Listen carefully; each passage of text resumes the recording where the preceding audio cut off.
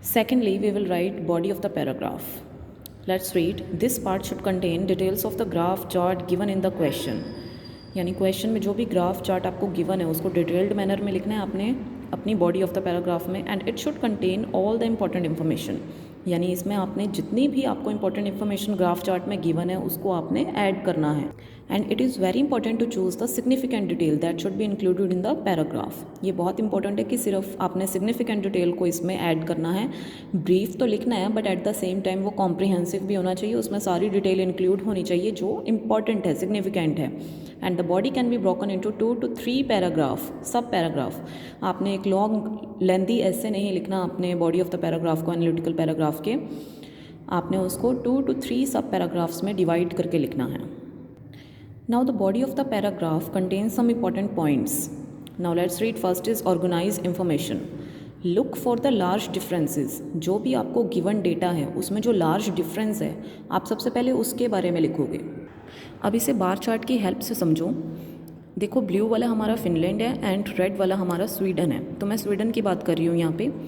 Sweden का 2011 में जो डिवोर्स रेट है वो मोर देन 40% है, राइट. 40% यहाँ पे है एंड ये 40% से ऊपर है, सो मोर देन 40% है.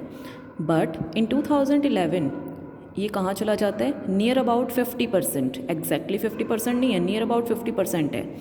बट इन 2013 ये देखो 40 एंड 50 के बीच में है.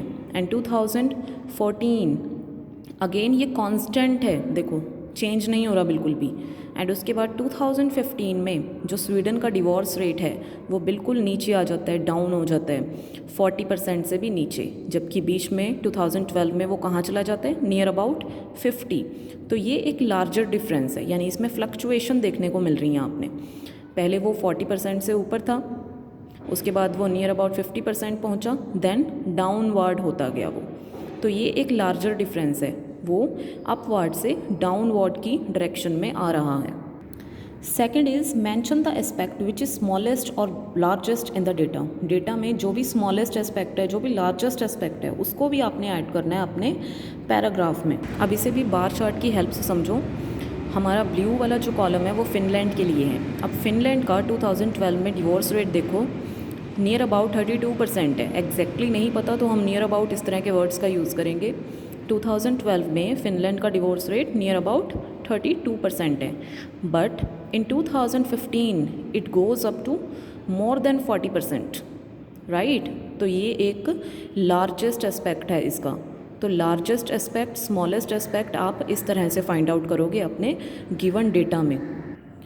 Now next one is aspects that are similar should be mention next. कोई ऐसा एस्पेक्ट जो सिमिलर है, राइट, आप उसको भी मैंशन करेंगे. इसे भी बार चार्ट की हेल्प से देखो.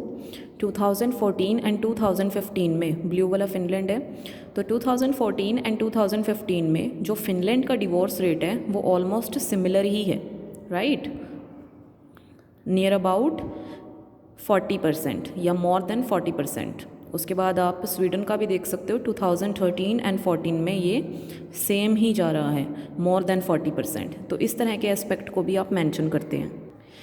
Now next one is you should further mention about the aspect if any that has remained unchanged. अगर कोई ऐसा एस्पेक्ट है जो चेंज नहीं हो रहा लगातार 3 ईयर्स तक, वो कांस्टेंट ही है, तो आप उसको भी मेंशन करेंगे. Next one is comparing information. If the chart mentions 2 different parties, for example men and women, refer to both of them in analytical paragraph. AP means analytical paragraph.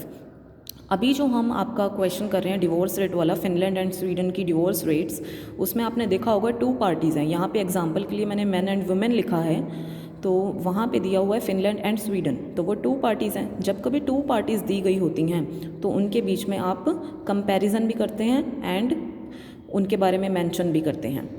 You must present it effectively. उसको affective वे में आपने right करना है. If the chart is about a particular time period, अगर कोई ऐसा chart है जिसमें टाइम पीरियड के बारे में बताया गया है, तब आप उसमें भी हाईलाइट करेंगे ट्रेंड को, सेवरल ईयर्स के. Mention each year. अब बार चार्ट में देखो, इसमें काफ़ी टाइम दे रखा है आपको, 2011, 12, 13, 14, 15.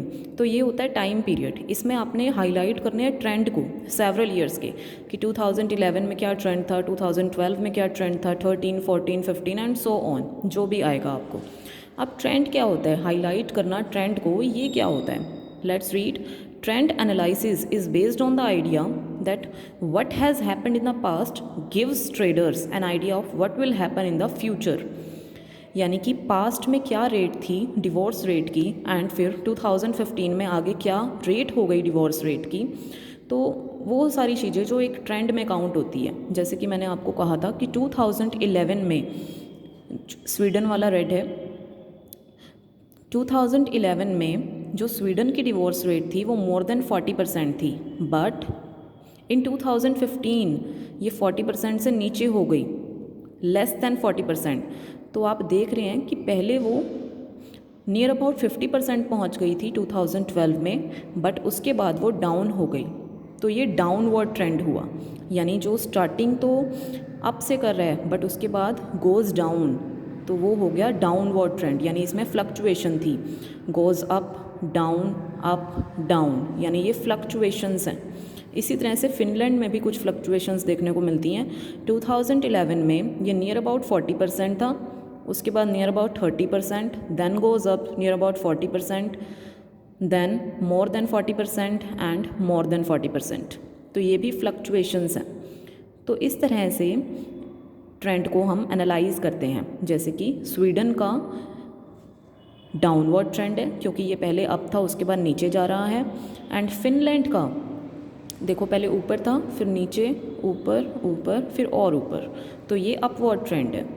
तो फिनलैंड का अपवर्ड ट्रेंड है एंड स्वीडन का डाउनवर्ड ट्रेंड है. तो इस तरह से आप ट्रेंड को एनालाइज करते हैं एंड उसको भी अपने पैराग्राफ में मेंशन करते हैं.